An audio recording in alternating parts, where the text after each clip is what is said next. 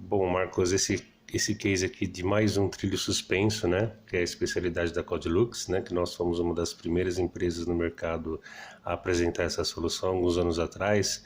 Ele é diferente da primeira versão que a empresa apresentou, né? Como é que foi esse case?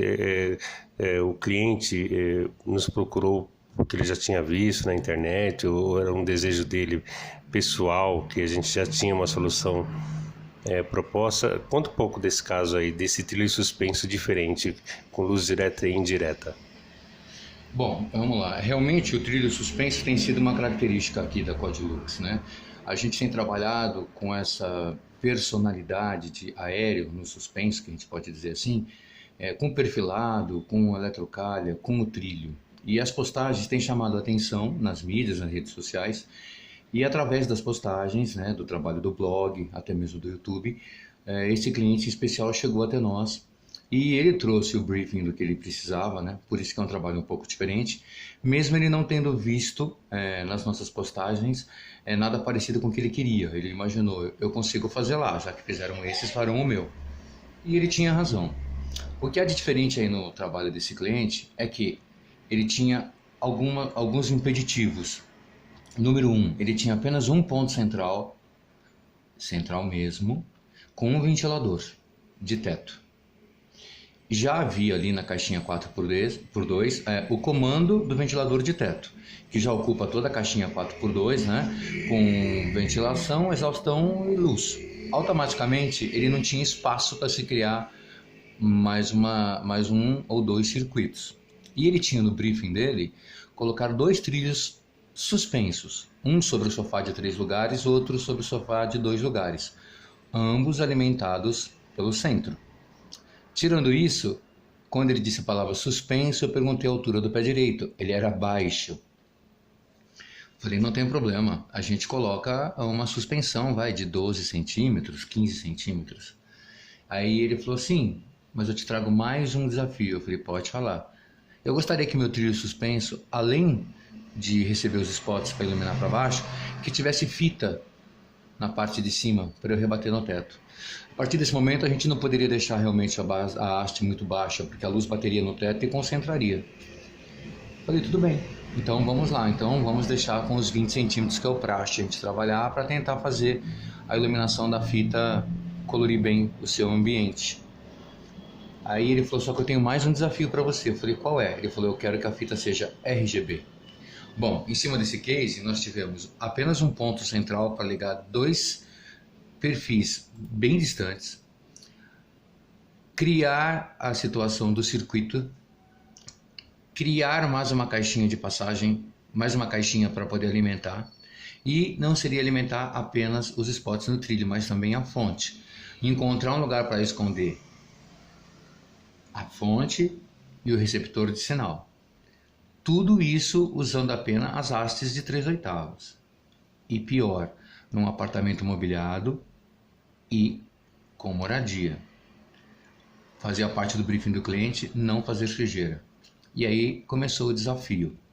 Pegamos um dos nossos melhores instaladores, fomos atrás de desenvolvimento de material, falamos com uma fábrica parceira, desenvolvemos uma canopla um pouco maior para que dentro dela pudesse caber a fonte que alimenta a fita. A fonte também é de um parceiro que tem fontes bem pequenas, porém não tínhamos muita solução para colocar o receptor de sinal.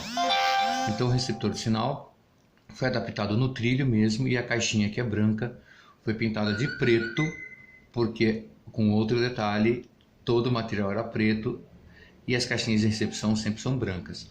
A partir desse momento começou o trabalho em parceria, em testes, em desenvolvimento, e aí a gente conseguiu atender o cliente da melhor maneira possível, instalando o que ele estava esperando e tendo um efeito muito interessante no RGB quando ele acendia na casa dele, porque as hastes com 20 centímetros possibilitou que a luz do RGB invadisse e colorisse todo o ambiente.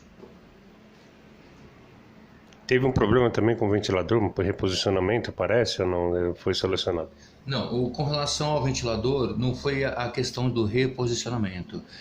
Não havia campo de passagem para mais fiação, tá? E a gente precisou criar uma caixinha 4x2 do lado da caixinha que já existia lá. E nós não achávamos como poder acontecer isso. Aí descobriu-se, o nosso pedreiro, que havia sido interrompido no momento de uma obra, esse duto, esse conduíte, então ele estava amassado, por isso que não acontecia. Então, num ambiente que não foi o da sala, porque ela foi amassada na parede, não no teto, no ambiente lateral à sala, o nosso instalador foi lá, fez uma quebra na parede, que foi uma fatalidade, não teve como fugir disso, e desamassou, né, desobstruiu o caminho, e assim ele conseguiu andar com a fiação. Mas o ventilador ele foi desmontado para poder encontrar esses caminhos, não encontrou, na verdade. Depois ele foi remontado, mas ele não foi desviado. O ponto do ventilador ficou ali, porque foi levado para um pendente e para outro pendente, né, que é o trilho suspenso, foi a alimentação, e aí foi através de eletrofita, porque tinha um outro detalhe: o cliente estava reticente em cortes. Nós gostaríamos de ter feito cortes no teto e ter levado através de conduítes, de plástico-chumbo, não trabalhar com eletrofita, mas ele ficou reticente, porque existe um detalhe muito importante. Sempre que a gente ilumina o teto no rebatido, a luz vai chamar atenção aos detalhes do teto. Até mesmo o corte que a gente poderia vir a fazer no teto, depois de maciado e pintado, ele poderia sim ser chamado a atenção quando a luz batesse. Agora, eletrofita, aí não tinha nem o que falar, porque a eletrofita ela tem volume. Então, quando a gente viesse com a massa corrida por cima, nós teríamos que cobrir a eletrofita e devagar ir diminuindo esse volume até acabar no zero. Isso, sem iluminar, passa muito bem. Mas quando a gente ilumina com a fita, torna o trabalho um pouco grosseiro. Mas esse nosso cliente em especial, ele tem uma empresa de pintura. E então ele trabalhou com um processo ali, com um pintor, para poder fazer esse trabalho para nós. Então eu não sei se ele, porque eu não estava presente, mas eu não sei se ele deve ter desbastado um pouco o teto, descascado um pouco o teto, grudado a eletrofita para quando passar a massa ela ficar no mesmo nível. Eu não sei se ele fez esse trabalho de se perdendo aos poucos esse pequeno degrau numa área maior para que não chamasse atenção, mas ele teve uma solução e inclusive estão aí já as imagens para você ver que deu certo. Realmente ficou bonito mesmo, a luz pontual nos quadros e o teto com luz RGB indireta, né? Ficou muito bonito, realmente. Esse cliente tem uma peculiaridade, ele gosta muito da luz, né? Quando chegamos à casa dele, ele já tinha iluminação num vaso que fica nesse ambiente, nesse living dele, que é conjugado, jantar e estar. Ele já tinha iluminação atrás da TV, né? E ele já tinha um gosto peculiar e bem dentro da iluminação masculina no pendente que ele colocou na mesa de jantar da casa dele. Então a gente já percebeu que ele já tinha um certo apreço pela maneira de iluminar. E como ele tinha quadros, e eu gostaria de colocar na parede, ele tinha eleito uma parede para colocar aquilo que está muito em voga, que são aquelas pequenas prateleiras e os quadros apoiados, ele resolveu colocar então esse perfil de LED suspenso para iluminar os quadros. Mas aí, ao mesmo tempo, em conversa, nós falamos, já que está colocando para um lado, por que não colocar para o outro? Ele disse que já era uma ideia antiga, realmente colocar para os dois. Ele aceitou. Realmente a segunda parede não tem o que destacar, mas compôs a iluminação da sala, né? E ele pode trabalhar elementos e momentos diferentes. Ele pode trabalhar só com a luz RGB que está para cima do trilho suspenso. Ele pode trabalhar só com os spots que estão iluminando os quadros da parede. Ele pode trabalhar só com as iluminações de TV e vaso. Pode conjugar TV, vaso e spot e fita RGB para cima. Ele tem 1 milhão de possibilidades, fora a luz central do ventilador e fora a mesa de janta. Então a sala dele, apesar de não tão grande, ficou com muitas opções e muitas composições. É uma boa dica, né? Ficou bonito mesmo o conjunto, porque esse L no spot e trilho, se ele quiser colocar alguma coisa na parede, um aparador ou alguma outra coisa assim, ou mesmo quiser mudar o tom da luz, porque está no mini home office, alguma coisa assim, você pode lhe dar essa possibilidade, né? De trocar a luz e tal. Ficou muito bonito mesmo. Parabéns, Marcos. A vantagem de trabalhar com o trilho é que você pode trabalhar com diferentes potências de spot. Aliás, eu tenho que complementar mais uma coisa que eu esqueci de falar. Além de tudo isso que eu já havia dito, dos desafios, do ponto ter que ser deslocado, ter que colocar RGB para cima, spot para baixo, não ter uma caixinha 4x2 para passar, não poder trocar por uma 4x4, ele ainda me solicitou que todos os spots fossem dimerizáveis. Então nós tivemos que trabalhar com o nosso módulo de dimerização, que a gente coloca dentro da caixinha 4x2 para poder fazer esse trabalho. Então era mais um desafio, era dimerizar as lâmpadas também. Então ele ainda tem essa possibilidade. Toda a iluminação da casa dele ali é dimerizável. Ah, isso é legal, isso é muito legal. É interessante, ainda não está na questão da iluminação inteligente, mas mecanicamente ele consegue dimerizar, né? Sem a integralidade com algum sistema, mas fica bem mais fácil para ele poder dar aquela brincada, né?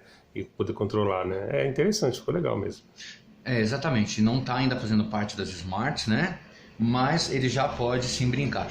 Como ele já havia colocado anteriormente fitas de RGB, vaso e TV, e ele tem ali um pequeno altarzinho num canto ali, logo atrás da sala ele também tem RGB ali. Como ele já havia colocado, ele já tinha controle remoto para isso. E aí então nós colocamos as fitas RGB e continuamos com controle remoto também para isso no infravermelho. As lâmpadas já foram no pulsador, né? Na caixinha 4x2, com esse módulo que a gente trabalha para poder dimerizar as lâmpadas. Ele poderia sim ter colocado radiofrequência no vaso, na TV e no spot sobre os sofás, mas aí a gente teria que ter eleito antes um espaço para ficar a comunicadora, a central de comunicação da radiofrequência, e aí na sala dele ele não queria muito quebra, a gente teria que fazer adaptações, talvez não fosse legal, teria que fazer parte de um projeto.